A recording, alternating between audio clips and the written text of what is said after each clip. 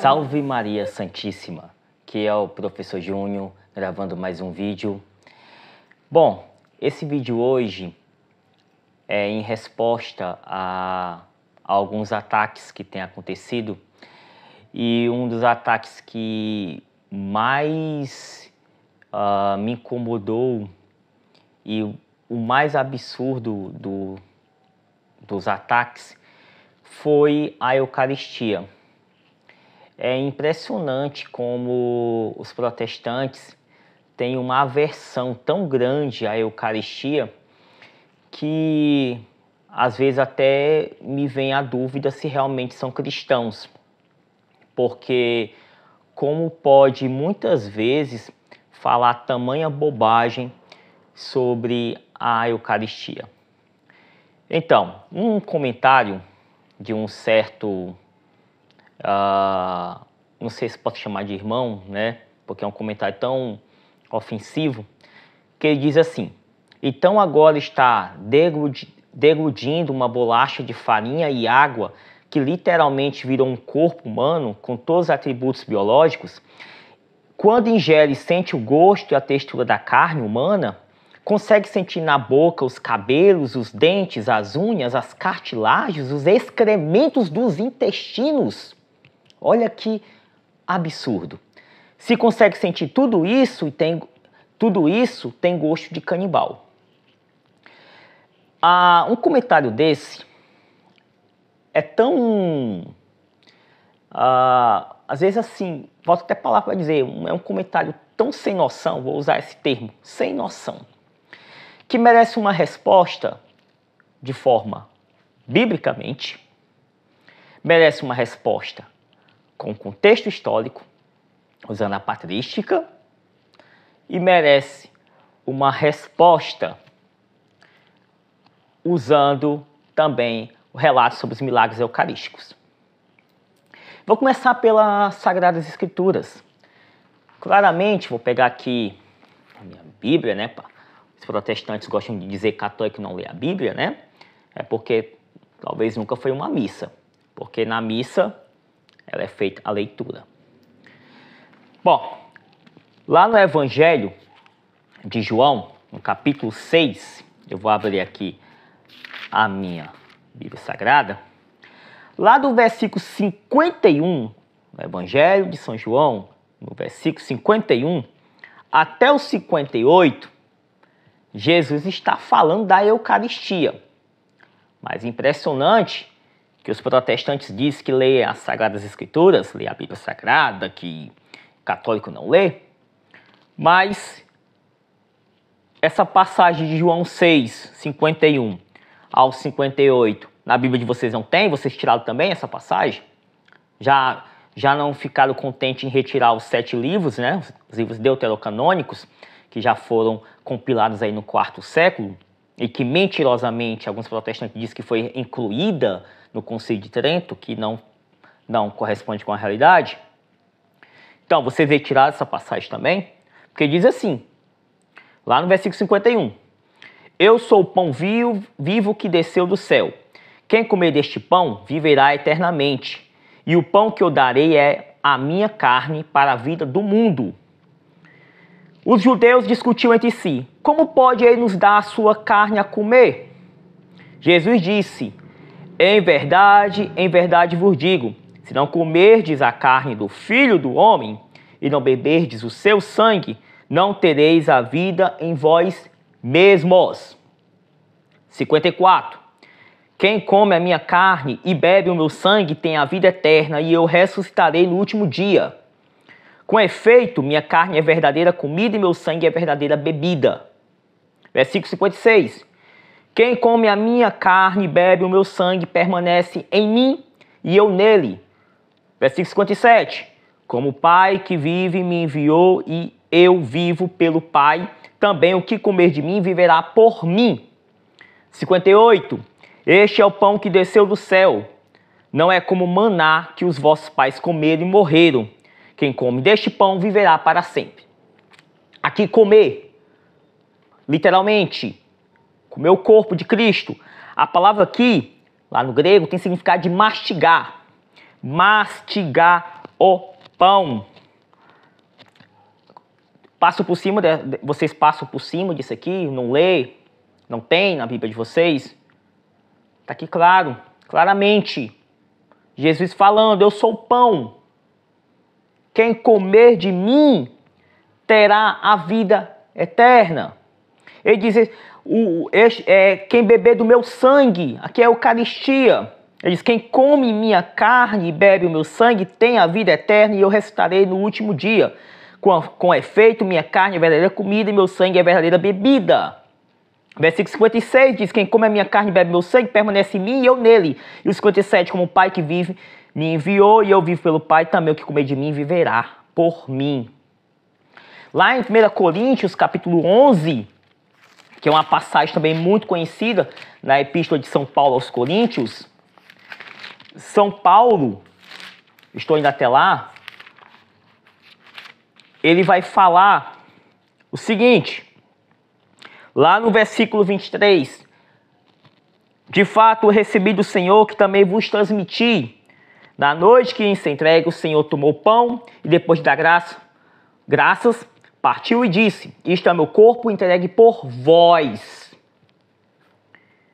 Fazei isto em memória de mim. Do mesmo modo, depois da ceia, tomou também um cálice, dizendo, este é o cálice da nova aliança do meu sangue, todas as vezes que dele beberdes, fazei em memória de mim. Aí vai dizer, mas ele está falando aqui em memória de mim. Sim, a Eucaristia é um sacramento que é a memória, lembrança do sacrifício de Cristo e é o seu corpo. Ele fala, é o meu corpo.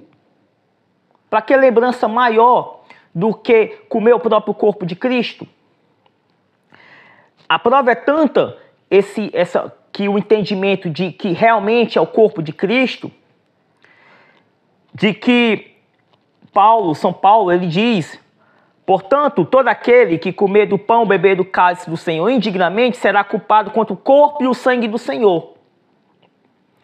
Examine-se cada um a si mesmo, e assim como do pão e beba do cálice.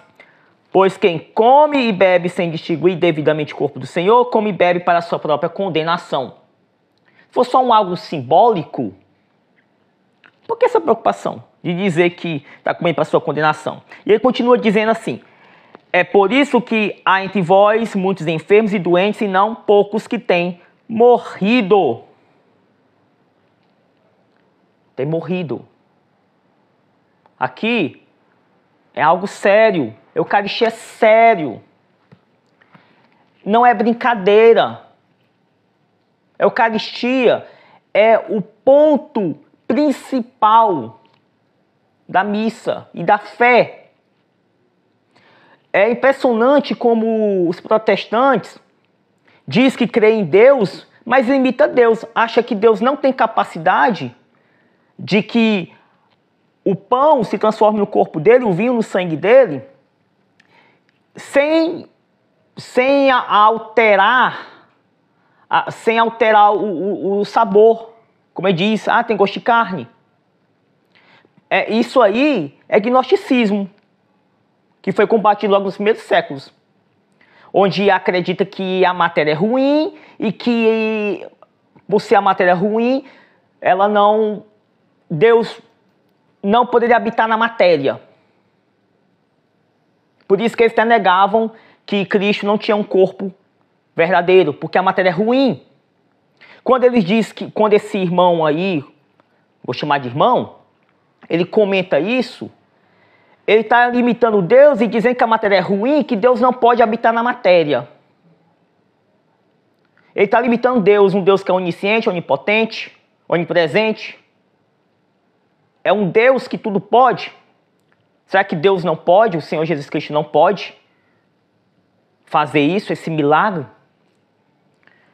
E isso foi defendido pelos cristãos dos primeiros séculos. Ele acusa, dizendo assim, é canibal, canibalismo. Interessante que essa sua acusação de canibalismo, esses seus ataques, não é novo. Essa heresia é velha. Essa heresia é tão antiga. Não é nada novo. Até porque as heresias não são novas. Elas só ganham uma nova roupagem. Mas sempre as mesmas. Pega aqui o livro Padre Apostólico. já vamos ver o que dizia, através da história, da patrística, escritos do segundo século, de Santo Inácio de Antioquia, na sua carta às Filadelfienses, lá no capítulo 4, no versículo 1, ele diz: preocupai-vos em participar de uma só Eucaristia. De fato, há uma só carne de nosso Senhor Jesus Cristo e um só cálice na unidade do seu sangue, um único altar, assim como um só bispo, com o presbitério e os diáconos, meus companheiros de serviço, desse modo o que fizeste fazer segundo Deus. Ele diz uma só Eucaristia, que há uma só carne de nosso Senhor Jesus Cristo. Eucaristia, falando que é a carne do nosso Senhor. Santo Inácio, agora na sua carta aos Esminiotas, ele lá no capítulo 7, no versículo 1, ele diz: eles se afastam da Eucaristia e da oração, porque não professam que a Eucaristia é a carne de nosso Salvador Jesus Cristo, que sofreu por nossos pecados, que na sua bondade o Pai ressuscitou. Nós estamos vendo aqui mais uma vez a defesa da Eucaristia como corpo e sangue do nosso Senhor Jesus Cristo. Outro livrinho aqui, de Santo Irineu de Lyon, contra as heresias, combatendo o gnosticismo, ele dedicou o livro quase que inteiro rebatendo essas questões sobre a Eucaristia. E ele menciona diversas vezes, até marquei aqui, eu não vou ler porque as passagens são extensas, mas quem quiser saber, está aqui, contra heresias de Santo Irineu de Lyon, que ele rebate, que ele fala que o pão é o corpo de Cristo. Como é que alguém que diz que é cristão e duvida do poder de Deus? Como é que alguém diz que é cristão e duvida que Deus é capaz de fazer o milagre da transubstanciação? E aí ele fala, se eu sinto o gosto do sangue, da carne, e até usa excrementos para falar do nosso Senhor Jesus Cristo. Quando você fala mal da Eucaristia, caríssimo, você fala mal do próprio Jesus Cristo. Pois eu vou falar sobre os milagres, já que ele perguntou se é o corpo, se é sangue, se eu sinto gosto, né? Eu vou só falar de alguns milagres eucarísticos acontecidos. O mais conhecido, milagre lanciano, no ano 700, que lá a hóstia se transformou em carne e o vinho que estava naquele cálice lá com o sacerdote se transformou em sangue. E até hoje está lá, milagre lanciano, exposto. Qualquer cientista pode ir lá e verificar a autenticidade. Inclusive já foi feito isso. E em 1970 e 71 e em 1981 foi feito testes com essa hóstia.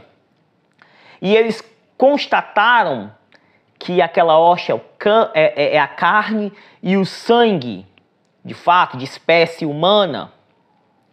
Eles também constataram que aquele tecido ali, aquela carne, ela veio do miocárdio, ou seja, um tecido muscular do coração.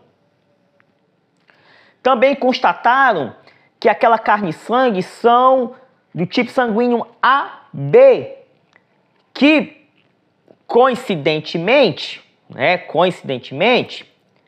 é o mesmo tipo de sangue encontrado no Santo Sudário de Turim. Ela trata-se de uma carne de uma pessoa viva. A carne é como se fosse de alguém vivo, não é um tecido morto. E tem muitos outros, como o Milagre de Santarém, 1247, também. milagre de Orvieto em 1263. Então, muitos milagres eucarísticos. Pesquisa, você vai ver. Pesquisa, vai ver milagres eucarísticos. E a pessoa não consegue crer, é incrédula, é uma pena, porque isso não passa de cegueira espiritual a ponto de odiar até o próprio corpo e sangue do nosso Senhor Jesus Cristo. Que o Senhor tenha misericórdia daqueles que ofendem o corpo e o sangue do nosso Senhor Jesus Cristo. Salve Maria Santíssima. Viva Cristo Rei.